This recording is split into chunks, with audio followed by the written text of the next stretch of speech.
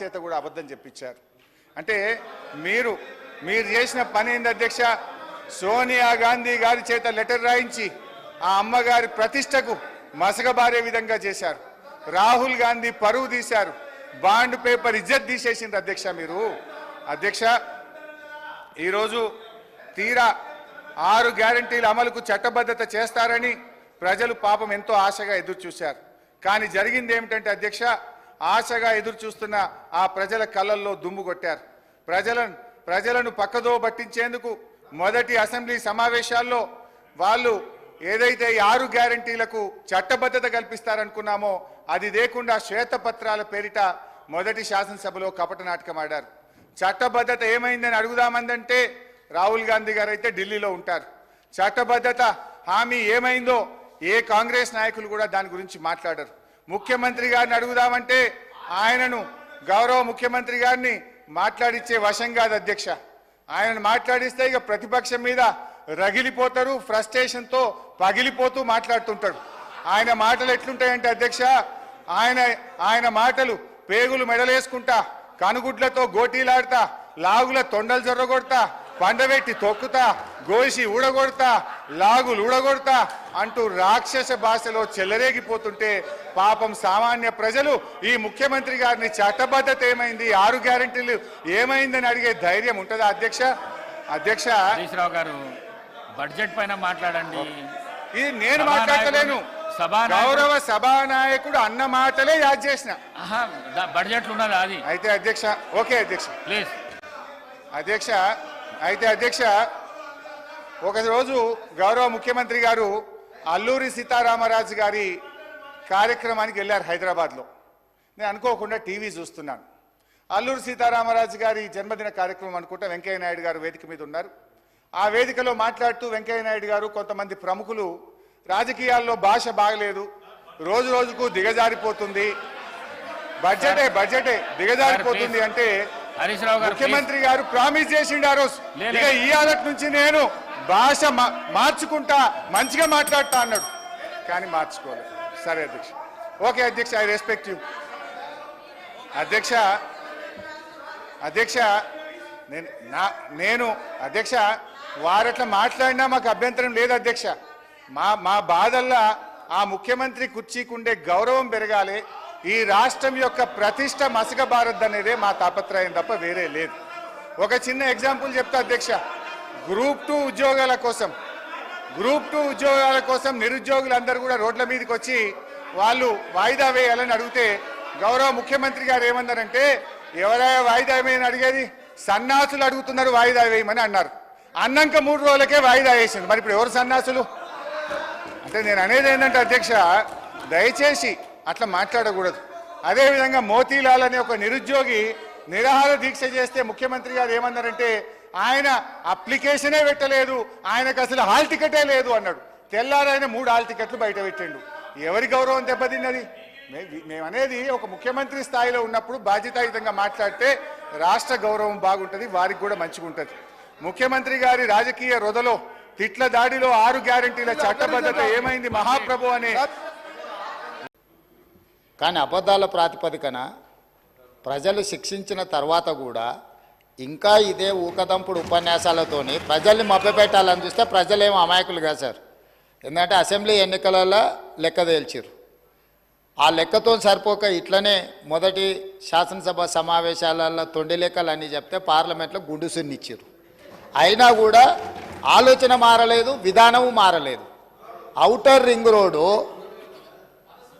159 కిలోమీటర్లు ఆనాడు కాంగ్రెస్ పార్టీ అద్భుతంగా ప్రపంచానికే ఆదర్శంగా ఉండే ఔటర్ రింగ్ రోడ్డును నిర్మిస్తే లక్షల కోట్ల రూపాయల విలువైన ఔటర్ రింగ్ రోడ్డును పల్లి బఠానీలకు అమ్ముకున్నట్టు 7,000 కోట్ల రూపాయలకు అమ్మి తెగనమ్మి గొర్రెల పథకము ఎన్ని గొర్రెలు ఇచ్చిండ్రో ఎన్ని గొర్రెలు ఉన్నాయో ఇవాళ మొత్తం లెక్కలు తేలినాయి. గొర్రెల మీద ఏసీ బోళ్ళు ఊరికి అట్లా మీద ఇట్లా తడిమి చూస్తే ఆల్రెడీ 700 కోట్లు గొర్రెల పేరు మీద దిగమింగినరని చెప్పి ఈరోజు రిపోర్ట్స్ వచ్చినాయి.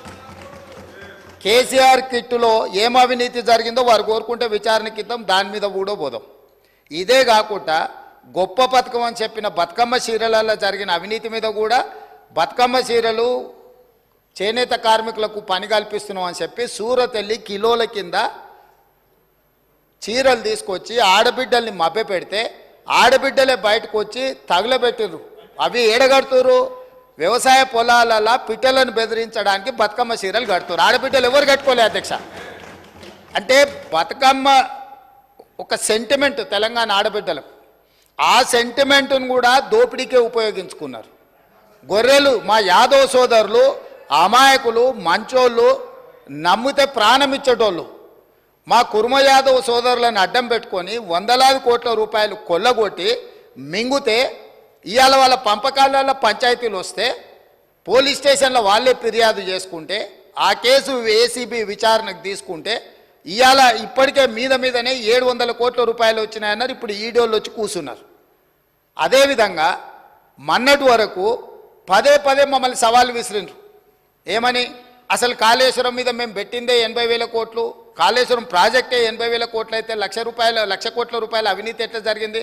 రాహుల్ గాంధీ గారు లీడర్ కాదు రీడరు అని ఇట్లాంటి మాటలు వీళ్ళే మాట్లాడారు. ఇప్పుడేమంటుండు? ఇప్పటి వరకు మేము 94,000 కోట్ల రూపాయలు కాళేశ్వరం ఖర్చు పెట్టినామంటున్నాడు.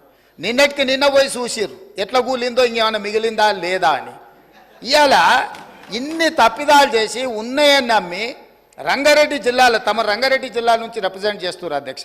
మా మల్రెడ్డి రంగారెడ్డి గారు ఎప్పుడు మొత్తుకుంటుంటారు, అన్నీ మా భూములు అమ్ముకున్నారు, కనీసం మాకు రోడ్లు కూడా వేయలేదు, మా డ్రైనేజ్కి కనీసం మురికి కాలువలు కట్టుకోనికి కూడా నిధులు ఇవ్వలేదు, మా కాలేజీలు కూడా కట్టుకోవడానికి నిధులు ఇవ్వలేదని మా మల్రెడ్డి రంగారెడ్డి గారు అంటుంటారు.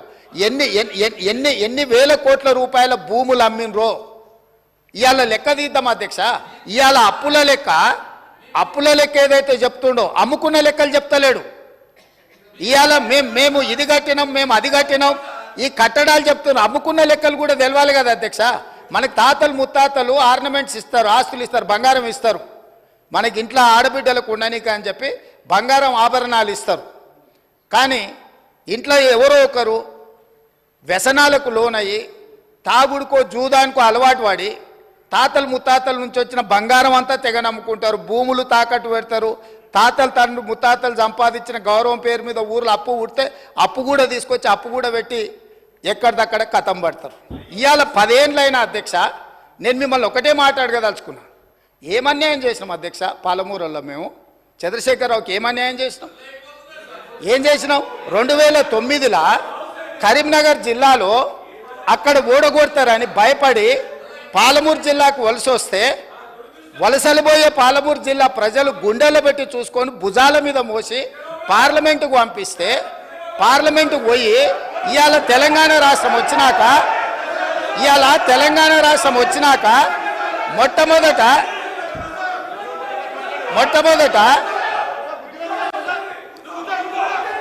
కూర్చోండి.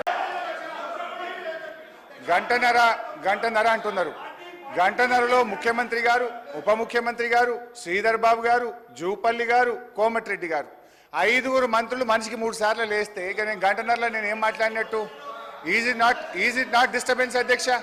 ఒకటి. రెండవది అధ్యక్ష, ఇప్పుడు నేను కోమటిరెడ్డి గారికి ఘాటుగా సమాధానం చెప్పగలుగుతా, కానీ నా బాధ ఏంటంటే ఇట్ విల్ డీవియేట్. ఆయనకేమో హాఫ్ నాలెడ్జ్. ఇప్పుడు ఆయన ఏం మాట్లాడిండు? Yes you are half knowledge fellow. Harish Rao garu I will tell ఆ మాటను విరమించుకోండి. ఓకే, మీకు ఇబ్బంది ఉంటే తొలగించండి, నాకు అభ్యంతరం లేదు. రైట్ అధ్యక్ష, ఆ పదాన్ని తొలగించండి.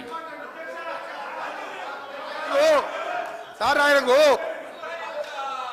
వారికి హాఫ్ నాలెడ్జ్ కాదు సార్, ఆకారం పెరిగింది చెప్పి అసలు నాలెడ్జ్ లేదండి. ఆకారం పెరిగింది, ఆయన నాలెడ్జ్ ఎక్కడ సార్? ఆయన ఒక డమ్మీ మినిస్టర్, ఆయన డమ్మీ అల్లుడు. ఆయనకు హాఫ్ నాలెడ్జ్ కాదు, ఆకారం పెరగానే సరిపోదు, బుద్ధి ఉండాలి. దళితులు ముఖ్యమంత్రి అన్నాడా లేడా? మీ మామ అన్నాడా లేడా? తప్పు చెప్పు, మీ మామ అన్నాడా లేడా?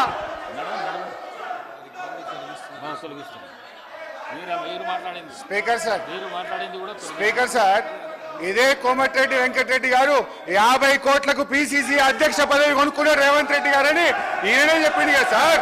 మరి దాన్ని ఏమంటారు అధ్యక్ష?